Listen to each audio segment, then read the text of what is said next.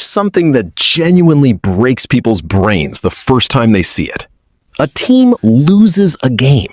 A real, actual loss. It goes in the books. And then they advance to the next round anyway? Their opponents are eliminated, and the losing team just keeps going. How is that even possible? Is it a glitch? A loophole? Did someone forget to update the standings? No, it's not a mistake. It's actually by design. And once you understand why, you'll never look at a group stage, a tournament table, or a playoff format the same way again. This is going to take about 4 minutes. Let's go. It all starts with how tournaments are built. Most people assume sports tournaments work like a video game. You win, you advance. You lose, you go home. Simple, clean, satisfying.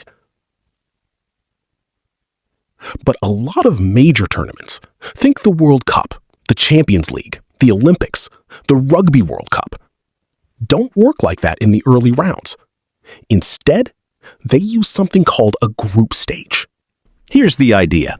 Instead of instant elimination, teams are placed into small groups of 4, 5, or 6. Every team plays every other team in the group, and at the end, the top teams from each group move on. In theory, this sounds fairer. More games, more chances, better sample size. In practice, it creates some absolutely wild outcomes. Points are everything, not wins. Here's where most people get tripped up. In a group stage, you're not chasing wins, you're chasing points. A win usually gives you 3 points. A draw gives both teams 1 point each. A loss gives you nothing. And at the end of the group stage, whoever has the most points goes through. So right away, you can see something interesting.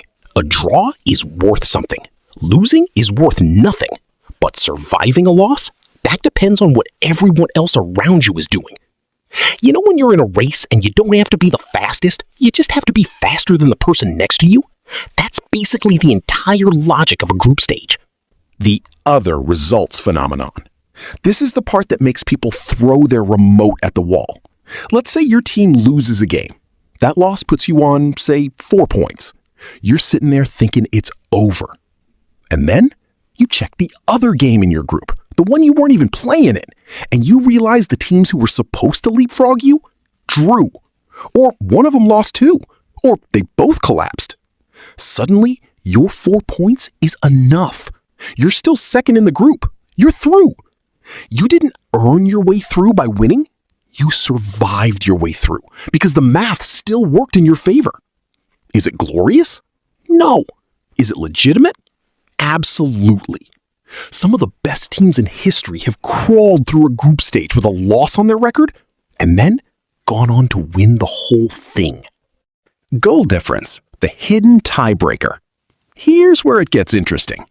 What happens when 2 teams finish the group with the exact same number of points? That's where tiebreakers come in. And the most common one is goal difference. Goal difference is simple. It's just the number of goals you scored minus the number of goals scored against you. Score a lot, concede a little, your goal difference is high. Get thrashed repeatedly, it tanks. And this tiebreaker matters enormously. We've seen teams go into the final round of group games and get told they need to win by 3 goals minimum. Not just win by 3, or they go home. It sounds crazy, but the math is the math. This is also why you'll occasionally see teams pummel opponents 6-0, 7-0, or worse in a final group game. Sometimes they're not just playing for pride. They're playing for the arithmetic. The already qualified problem.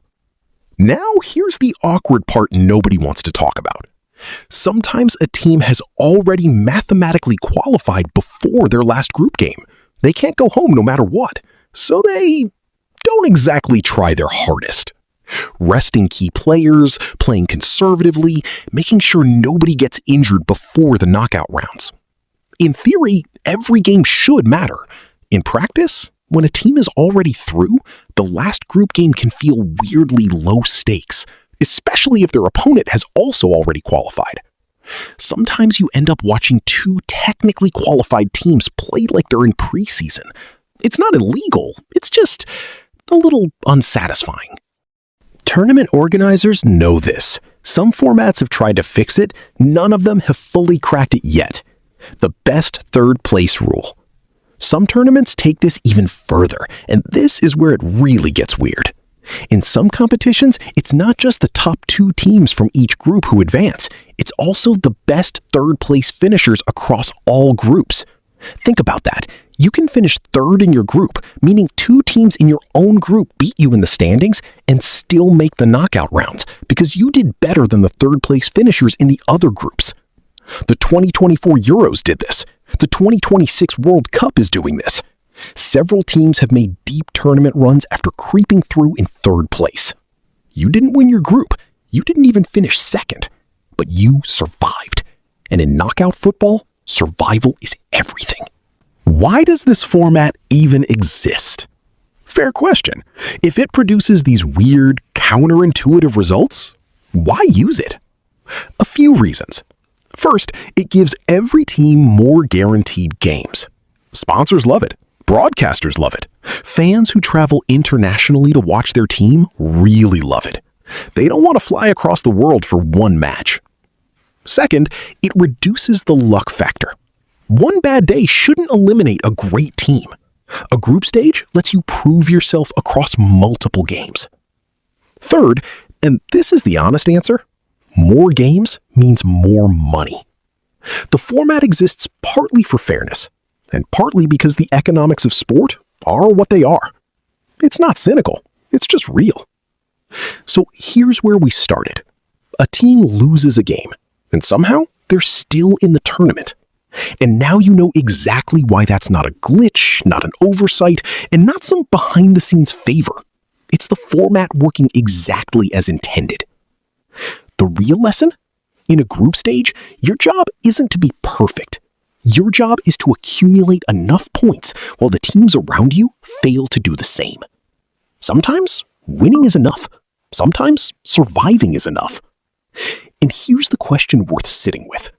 Is that actually better for the sport? Do we get fairer champions because of this format? Or do we just get luckier ones? Think about that next time your team scrapes through on goal difference while you're stress eating on the sofa. If this kind of breakdown is your thing, subscribe. We do this every week. Take something that seems complicated about sport and make it actually make sense. See you in the next one.